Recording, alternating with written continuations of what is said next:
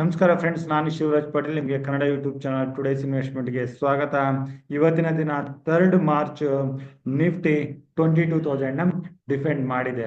So ಇದು ಒಂದು main psychological level ಆಗಿತ್ತು. ಸೊ ಇವತ್ತಿನ ದಿನ 3 ಮಾರ್ಚ್ ಏನಾಯ್ತು, starting of the day gap up ಅಲ್ಲಿ ಓಪನ್ ಆಗಿ ನಿಫ್ಟಿ ಒಂದು ಕ್ಷಣದಲ್ಲಿ 22,250 ಮೇಲೆ ಕೂಡ ಹೋಗಿತ್ತು ಮೊದಲನೇ 15 ನಿಮಿಷದಲ್ಲಿ. ಆದ್ರೆ ಅಲ್ಲಿಂದ ಇಮಿಡಿಯೇಟ್ ಆಗಿ ಕರೆಕ್ಷನ್ ಬಂತು. ಸೊ ಕಳೆದ ದಿನಗಳಲ್ಲಿ ನಾವು ನೋಡ್ತಾ ಬರ್ತಾ ಇದೀವಿ, ಫಸ್ಟ್ 15 ಮಿನಿಟ್ಸ್ ಅಲ್ಲಿ ಅಲ್ಲಿಂದನೇ ಕರೆಕ್ಷನ್ ಬರುತ್ತೆ. ಅದು ಆಲ್ಮೋಸ್ಟ್ 10 o'clock ವರೆಗೆ ಹೋಗುತ್ತೆ. ಸೊ ಇವತ್ತಿನ ದಿನ 10-10:30 ವರೆಗೆ ಆ ಕರೆಕ್ಷನ್ ಇತ್ತು. ಅಲ್ಲಿಂದ ಸ್ವಲ್ಪ ಕನ್ಸಾಲಿಡೇಷನ್ ಆಯ್ತು, ಸೆಕೆಂಡ್ ಹಾಫ್ ವರ್ಗು ರಿಕವರಿ ಬಂತು. ರಿಕವರಿ ಅಲ್ಲಿಂದ ಅಗೇನ್ ಕನ್ಸಾಲಿಡೇಷನ್ ಅಲ್ಲಿ ನಿಫ್ಟಿ 22,119 ಹತ್ರ ಕ್ಲೋಸಿಂಗ್ ನ ಕಂಡಿದೆ. ಸೊ ನಿಫ್ಟಿ 22,119 ಹತ್ರ ಫ್ಲಾಟ್ ಅಲ್ಲಿ ಕ್ಲೋಸ್ ಆದ್ರೆ ನಿಫ್ಟಿ ನೆಕ್ಸ್ಟ್ 50 ಓಪನಿಂಗ್ ಗಿಂತ ಹೈಯಲ್ಲಿ 583 ಪಾಯಿಂಟ್ಸ್ ಪ್ಲಸ್ ಅಲ್ಲಿ ಕ್ಲೋಸಿಂಗ್ ನ ಕಂಡಿದೆ. 1% ಅಷ್ಟು ಪಾಸಿಟಿವ್ ಅಲ್ಲಿ. ಸೆಲೆಕ್ಟ್ ಮಿಡ್ ಕ್ಯಾಪ್ ನಿಫ್ಟಿ ನೋಡಿದ್ರೆ ಇದು ಕೂಡ 0.89% ಅಷ್ಟು ಪಾಸಿಟಿವ್ ಅಲ್ಲಿ ಕ್ಲೋಸ್ ಆಗಿದೆ.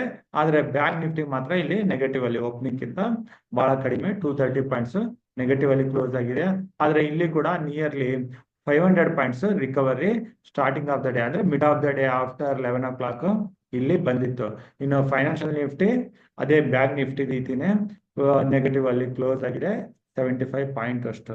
ಸೊ ಇವತ್ತಿನ ಟಾಪ್ ಗೇನರ್ ಅಂತ ನೋಡಿದ್ರೆ REC ಲಿಮಿಟೆಡ್ ಇಲ್ಲಿ 5% ಗೇನ್ ನ ಕಂಡು ಇದು ಕ್ಲೋಸಿಂಗ್ ನ ಕಂಡಿದೆ. ಹಾಗೂ PFC 4% ವರೆಗೆ ಗೇನ್ ನ ಕಂಡು ಕ್ಲೋಸಿಂಗ್ ನ ಕಂಡಿದೆ. ಅದೇ MCX ಅಲ್ಲಿ ಮೋರ್ ದನ್ 5% ನೆಗೆಟಿವ್ ಕಂಡಿದೆ.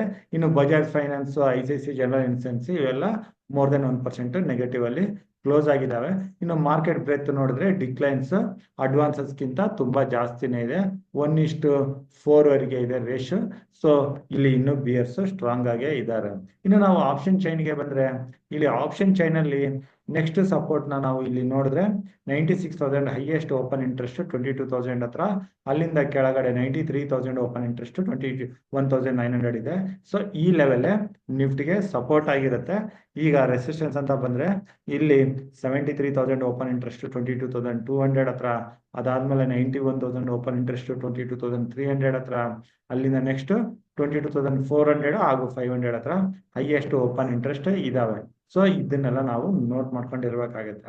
ಇನ್ನು ನಾವು ನಿಫ್ಟಿಗೆ ಬಂದ್ರೆ, ಸೊ ಇಲ್ಲಿ ನಾವು ಆಲ್ರೆಡಿ ಡಿಸ್ಕಸ್ ಮಾಡ್ದಂಗೆ ನಿಫ್ಟಿ 22,000 ಲೆವೆಲ್ ನ ಬ್ರೇಕ್ ಮಾಡ್ಲಿಲ್ಲ. ಅದಕ್ಕಿಂತ ಮುಂಚೆನೆ 4 ಪಾಯಿಂಟ್ ಡಿಫರೆನ್ಸ್ ಇಂದಾನೆ ರಿಕವರಿ ಕಾಣ್ತು. ಆದ್ರೆ ಇಲ್ಲಿ ಏನಾದ್ರು ನೆಕ್ಸ್ಟ್ ಕರೆಕ್ಷನ್ ಬಂದ್ರೆ ನಮ್ ಪ್ರಕಾರ ಇಲ್ಲಿ ಒಂದು ಸಪೋರ್ಟ್ ಟ್ರೆಂಡ್ ಲೈನ್ ಇದೆ, 21,793 ಅಥವಾ 21,800. ಇದು ಸಪೋರ್ಟ್ ತಗೊಂಡು ರಿಕವರಿ ಕಾಣ್ಬೋದು. ಸೊ ಇದನ್ನ ನಾವು ಮಾರ್ಕ್ ಮಾಡ್ಕೊಂಡಿರ್ಬೇಕಾಗತ್ತೆ. ಇದ್ರ ಕೆಳಗಡೆ ಏನಾದ್ರು ಕ್ಲೋಸಿಂಗ್ ಬಂತು ಅಂದ್ರೆ ಇನ್ನಷ್ಟು ಹೆಚ್ಚಿನ ಕರೆಕ್ಷನ್ ಬರೋ ಚಾನ್ಸಸ್ ಇರುತ್ತೆ ಬರೋ ದಿನಗಳಲ್ಲಿ. ಸೊ 21,800 ಮೇನ್ ಸಪೋರ್ಟ್ ಆಗಿರುತ್ತೆ. ಹಾಗೂ ನಾವು ಇಲ್ಲಿ ಚಾರ್ಟ್ ಅಲ್ಲಿ ಮತ್ತೊಂದು ಗಮನಿಸಬೇಕು ಅಂತಂದ್ರೆ ಇಲ್ಲಿ ನಿಫ್ಟಿ 21 ಫೆಬ್ರವರಿ ನಂತರ ಇಲ್ಲಿ ಗ್ಯಾಪ್ ಡೌನ್ ಅಲ್ಲಿ ಓಪನ್ ಆಗಿತ್ತು. ಅದಾದ್ಮೇಲೆ 27 ಫೆಬ್ರವರಿ ನಂತರ ಗ್ಯಾಪ್ ಡೌನ್ ಅಲ್ಲಿ ಓಪನ್ ಆಗಿತ್ತು.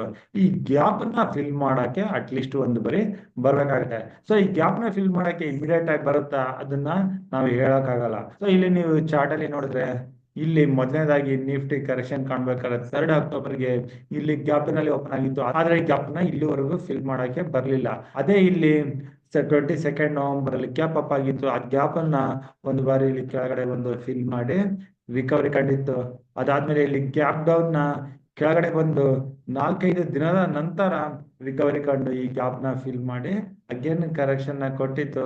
ಅದಾದ್ಮೇಲೆ ಇಲ್ಲಿ 10th ಜನವರಿನಲ್ಲಿ ಕೂಡ ಗ್ಯಾಪ್ ಡೌನ್ ಆಗಿತ್ತು. ಈ ಗ್ಯಾಪ್ ನ ಕೂಡ ಒಂದು ಬಾರಿ ಫಿಲ್ ಮಾಡಿ ಕರೆಕ್ಷನ್ ನ ಕೊಟ್ಟಿತ್ತು. ಅದೇ ರೀತಿ ಈಗಿರೋ ಗ್ಯಾಪ್ ನ ಫಿಲ್ ಮಾಡೋಕೆ ನಿಫ್ಟಿ ಬರ್ಬೋದು, ಬಾರ್ದೇನೆ ಇರ್ಬೋದು. ಸೊ ನಿಫ್ಟಿ ಇದನ್ನ ಫಿಲ್ ಮಾಡದೆ ಕೆಳಗಡೆ ಬಂದು 21,800 ಕೆಳಗಡೆ ಕ್ಲೋಸಿಂಗ್ ಕೊಡ್ತದೆ ಅಂತಂದ್ರೆ ಹೆಚ್ಚಿನ ಕರೆಕ್ಷನ್ ಬರುತ್ತೆ. ಅದೇ ಈ ಲೆವೆಲ್ ಇಂದ ರಿಕವರಿ ಕಂಡು 22,700-800 ವರೆಗೂ ಬರೋ ಚಾನ್ಸಸ್ ಇರುತ್ತೆ. ಸೊ ಈ ರಿಕವರಿಗೆ ಮೇನ್ ನಮ್ಗೆ ನೆಕ್ಸ್ಟ್ ರೆಸಿಸ್ಟೆನ್ಸ್ 22,300 ಅಂತ ಹೇಳ್ಬೋದು. 22,300 ಮೇಲೆ ನಿಫ್ಟಿ ಟ್ರೇಡ್ ಆಗಿ ಶುರು ಆದ್ರೆ 22,700-800 ವರೆಗೆ ಒಂದು ಶಾರ್ಟ್ ಕವರಿಂಗ್ ಬರುತ್ತೆ. ಸೊ ಅದಾದ್ಮೇಲೆ 22,800 ಮೇಲೆ 1 or 2 days ಕ್ಲೋಸಿಂಗ್ ಕೊಟ್ರೆ ಮಾತ್ರ ನಾವು ನೆಕ್ಸ್ಟ್ ಅಮೌಂಟ್ ನ ನೋಡ್ಬೋದು. ಇಲ್ಲ ಅಂತಂದ್ರೆ ಅಲ್ಲಿಂದ ಅಗೇನ್ ರಿಜೆಕ್ಷನ್ ಕಾಣೋ ಚಾನ್ಸಸ್ ಇರುತ್ತೆ. ಸೊ ಇದು ನಿಫ್ಟಿ ಆಯ್ತು. ಇನ್ನು ಬ್ಯಾಂಕ್ ನಿಫ್ಟಿಗೆ ಬಂದ್ರೆ, ಸೊ ಬ್ಯಾಂಕ್ ನಿಫ್ಟಿ ಇಲ್ಲಿ ಇಂಪಾರ್ಟೆಂಟ್ ತನ್ನ ಸಪೋರ್ಟ್ ಲೆವೆಲ್ 47,800 ಎರಡು ಬಾರಿ ಈ ಲೆವೆಲ್ ಇಂದ ಸಪೋರ್ಟ್ ತಗೊಂಡು ರಿಕವರಿ ಕಂಡಿತ್ತು. ಅಗೇನ್ ಇವತ್ತಿನ ದಿನ ಅದೇ ಲೆವೆಲ್ ನ ಇಲ್ಲಿ ಟೆಸ್ಟ್ ಮಾಡಿದೆ. ಸೊ ಬ್ಯಾಂಕ್ ನಿಫ್ಟಿ 47,800 ಕೆಳಗಡೆ ಕ್ಲೋಸಿಂಗ್ ಬಂತು ಅಂತಂದ್ರೆ ಅಥವಾ ಇಂಟ್ರಾಡೇನಲ್ಲಿ ಅಲ್ಲಿ ಕೆಳಗಡೆ ಟೈಮ್ ಸ್ಪೆಂಡ್ ಮಾಡ್ತಂದ್ರೆ ಇನ್ನಷ್ಟು ಹೆಚ್ಚಿನ ಕರೆಕ್ಷನ್ ಬರೋ ಚಾನ್ಸಸ್ ಇರುತ್ತೆ. ಇನ್ನು ಸೆಲೆಕ್ಟ್ ಮಿಡ್ ಕ್ಯಾಪ್ ನಿಫ್ಟಿನಲ್ಲಿ ಇವತ್ತಿನ ದಿನ ಒಂದು ಒಳ್ಳೆ ರಿಕವರಿ ಬಂದಿದೆ.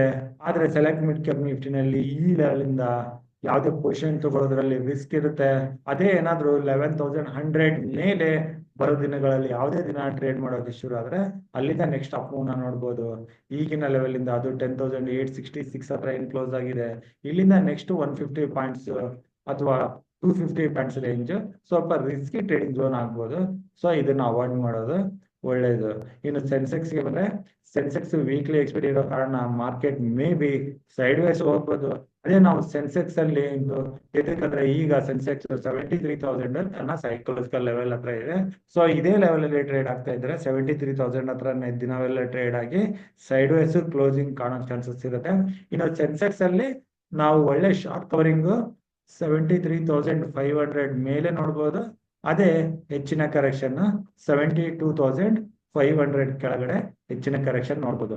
ಸೊ ಈಗಿನ ಲೆವೆಲ್ ಇಂದ 500 ಪಾಯಿಂಟ್ಸ್ ಪ್ಲಸ್ ಅಥವಾ ಕೆಳಗಡೆ 500 ಪಾಯಿಂಟ್ಸ್ ಕ್ರಾಸ್ ಆದ್ರೆ ಹೆಚ್ಚಿನ ಮೂವ್ಮೆಂಟ್ಗಳು ಬರೋ ಚಾನ್ಸಸ್ ಇರುತ್ತವೆ. ಈ ಮಧ್ಯದಲ್ಲಿ ಏನಾದ್ರು ಇದ್ರೆ ಅಲ್ಲಿ ಪ್ರೀಮಿಯಂ ಡಿಕೆ ಆಗಿ ಸೈಡ್ ವೇಸ್ ಅಲ್ಲಿ ಎಕ್ಸ್ಪೈರಿ ಆಗೋ ಚಾನ್ಸಸ್ ಇರುತ್ತೆ.